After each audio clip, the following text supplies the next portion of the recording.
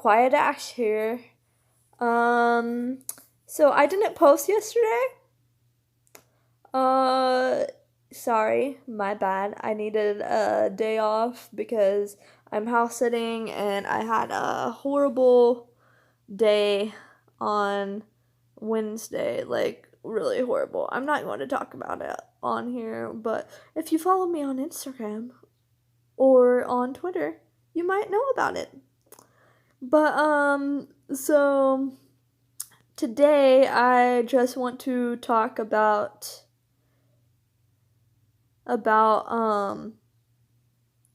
autism in girls because it's different than that in guys.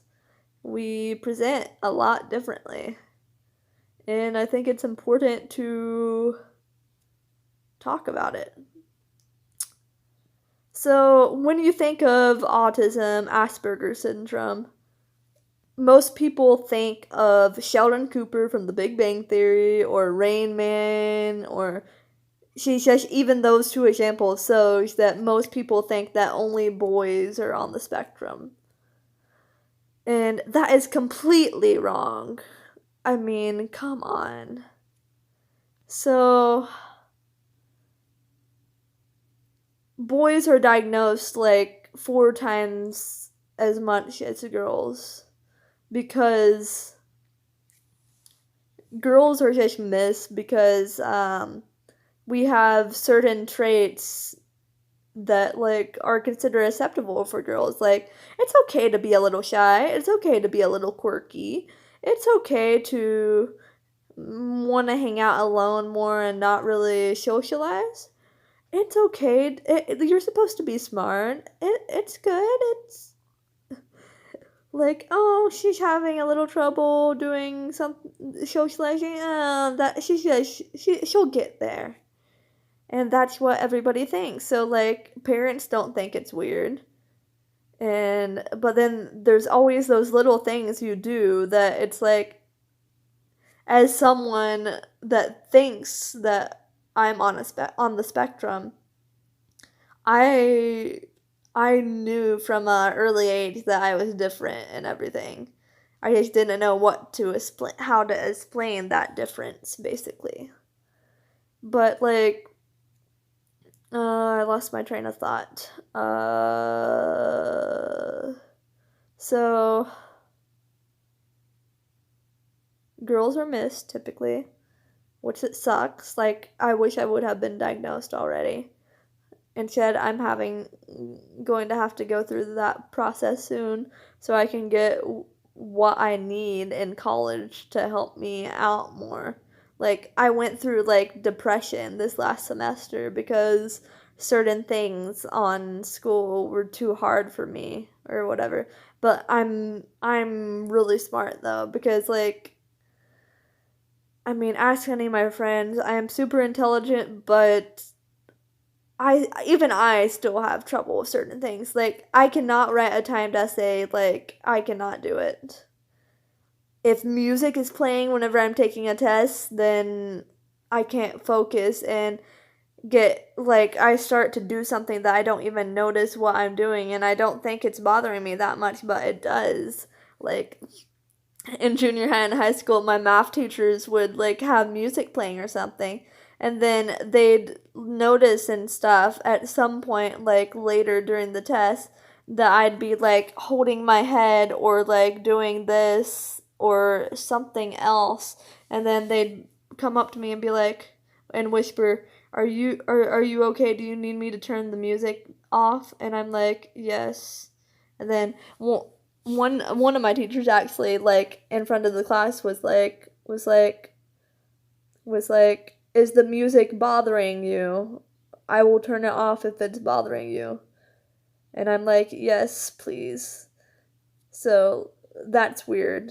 I mean, I can listen to music whenever I'm doing certain things, but during test I cannot do it. I can't do timed writing. Like, that's why I failed my AP Lit test.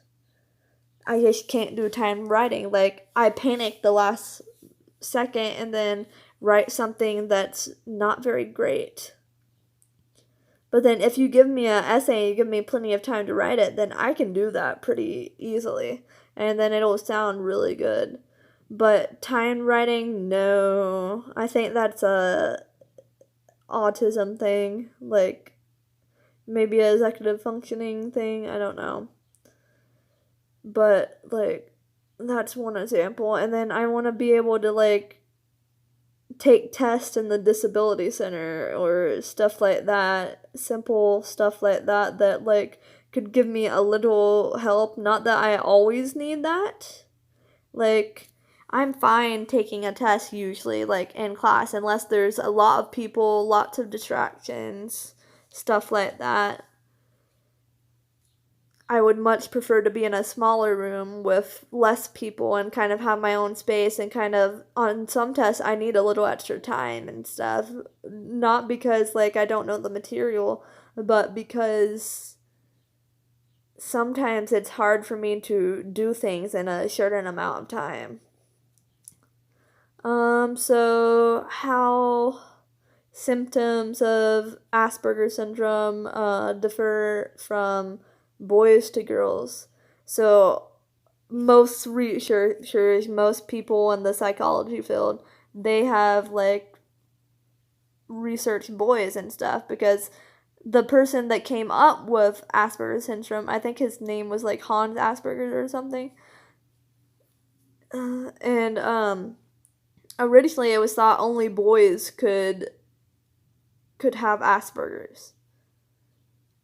And the reason why that is females typically mask their symptoms. That means that, like, in a social situation, we'll stay on the outside and we'll watch, and then we'll come and join in, and we'll imitate the people we're around. Like,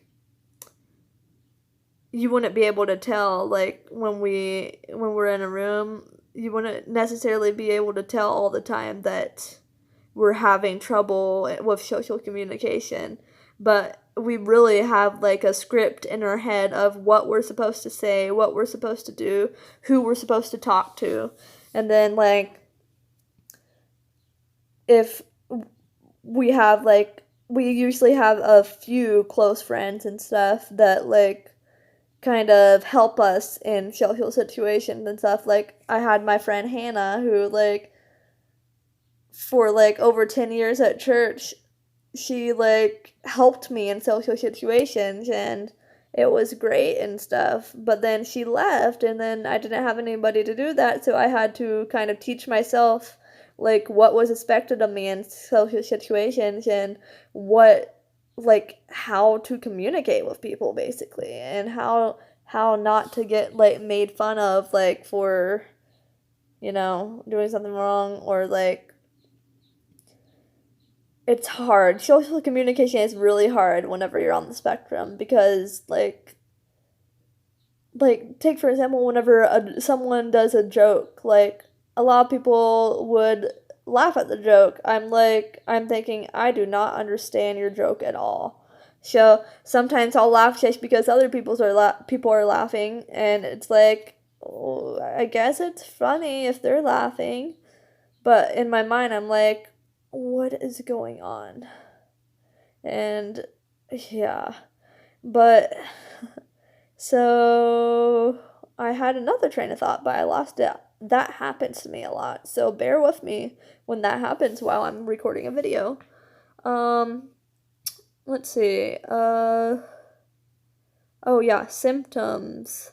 So girls mask, boys typically are easier to spot whenever they're on a spectrum, because, you know, there's been so many shows and stuff with like autistic boys on them. But regarding girls, there's not that much about them like on TV or anything. Like I actually first figured out that I thought that I had Asperger's syndrome after watching an episode of Girl Meets World on Disney Channel my sophomore year of high school. And it was like they did a full episode on autism, both in boys and girls and stuff. Like one of the main characters for that episode was an autistic girl, like with Asperger's syndrome.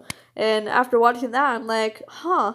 And so then I Google Asperger's syndrome and stuff, and then I read up on it, and I'm like, huh, that is totally me.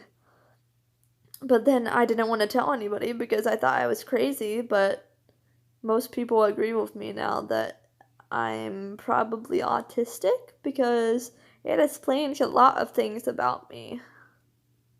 For example, it explains why I feel like I need pressure at certain points. Like, whenever I'm upset, it explains why I have to go off on my own every once in a while, or else, like if I've been socializing, or else I'm going to, like, explode or, like, get overwhelmed or whatever. And, like, and also, like, I get, like, emotional for no reason sometimes, and then other times I can, like, hold emotions in for so long and then not let them out until, like, I'm alone. That's kind of another dual of masking, like pretending everything's okay, which I think everybody does that, but, like, everybody on the spectrum does it to a greater extent. Eye contact. Boys typically do not make eye contact if they're on the spectrum. Girls typically have learned how to either make eye contact or make it look like we're making eye contact. Like, we might look at, like, your nose or your eyebrows, and it looks like we're looking at your eyes, but we're not. Like, I do that a lot. Or, like, sometimes we'll actually be okay with eye contact, but we'll do it, like, too intense, and we'll be staring for, like, a while. Or, like, but a lot of times, like, it's, like, there's a certain amount of time that it's, like, I have to look away or else it, like, physically, like, almost hurts. Let's see, so one way to see if you're on the spectrum, one good way, well, I'm not 100% sure about its accuracy, is just taking the autism quotient test online, which you can find anywhere. And then there's a other test that's like 200 questions, like 100 to 200 questions that, like, after you answer them, it'll like show you, like, your range, like if you're neurodiverse or neurotypical.